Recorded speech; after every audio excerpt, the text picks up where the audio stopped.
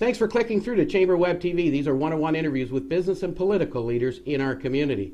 And in our community today, we have the Leader of the Official Opposition and Leader of the Conservative Party of Ontario, Tim Hudak. Tim, thanks for coming in and having a little conversation on Chamber Web TV. Absolutely. Greg, thanks for having me on Chamber Web TV. This is fantastic. Yeah, I think it's great. We use this as a great vehicle during the municipal elections in the fall. We had over 15,000 people come in and make their decision based on what they saw on Chamber Web TV. So we know it has an impact.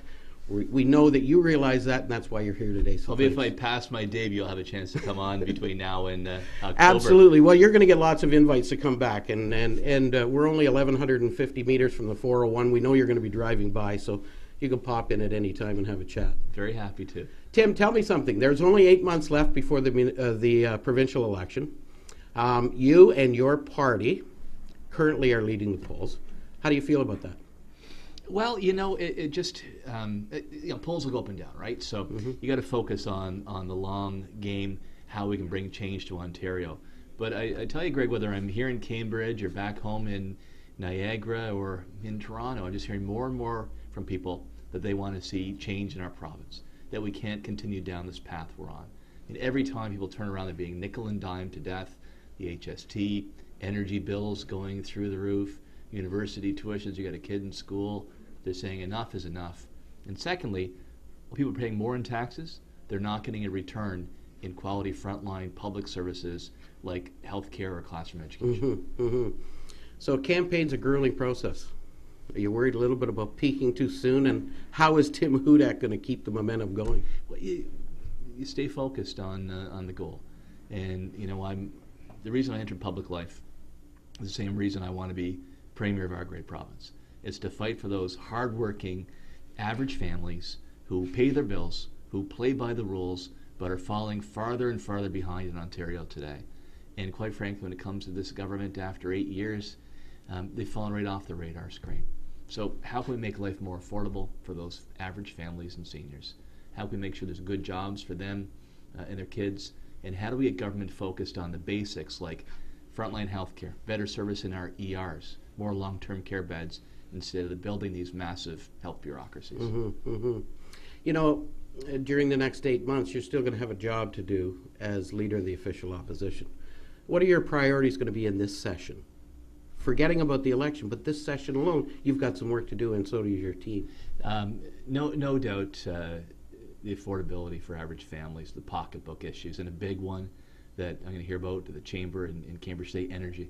Energy bills are going through the roof. It used to be that your energy bill, it used to be your credit card bill you're worried about getting in January right after the Christmas shopping. Now it's our hydro bill. Now it's a hydro bill. And smart meters are coming into Cambridge, right? They're going to be nothing more than tax machines. So energy policy, getting families a break, and there's a lot of waste in government that we want to cut out that waste and put it to the front line. So speaking of that hydro thing, I hear it every single night.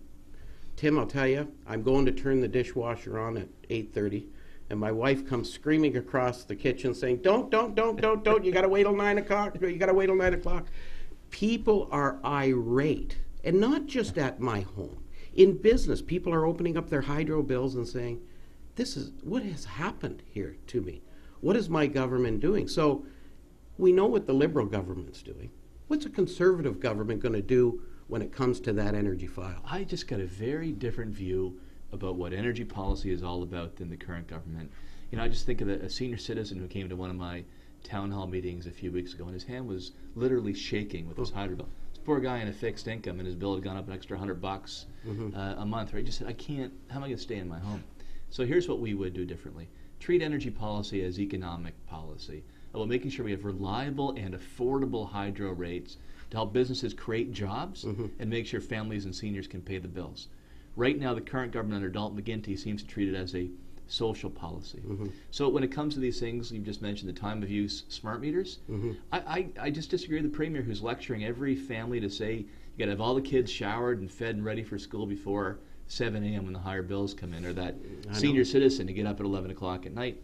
If it works for some families, then allow them to opt for a time of use policy, but don't force it, because not every family is the same. Give them a flat rate if that's what works for their family. And another one, we got to get out of these signing these contracts for 80 cents per hour, per kilowatt hour power. I think we all support renewable energy in the province, but Greg, it's got to be affordable for the families who pay the bills, and in communities where it's welcomed. Well, I often wonder when I'm paying 6 cents or 7 cents or whatever it happens to be, and the government's paying 80 cents for somebody to pump it into that system. Well, I'm going to end up paying that 76 cents or 75 cents. I know that, and there's a problem with that system. And a lot of it is going to big, foreign-based corporations, Samsung, make wonderful electronics and TVs and such, but I don't think it's right to ask a senior citizen in Cambridge or a single mom to pay higher hydro bills for 20 years to make Samsung richer with these massive contracts. If you're adding power to the system, make sure it's a competitive and transparent basis. You get the best technology, but at the best price for people who have to pay the bills. And when it comes to clean energy, let's not forget some real strong parts of our system today, and nuclear and hydroelectricity, which are emissions free.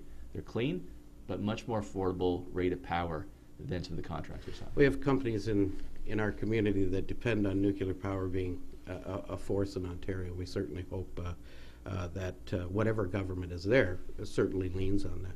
But you talk about that hydro bill, and there's something your party has called for a forensic audit to explain why Ontarians are still seeing a debt retirement charge. I was reading your website just this morning, as a matter of fact. And is that not supposed to be paid off?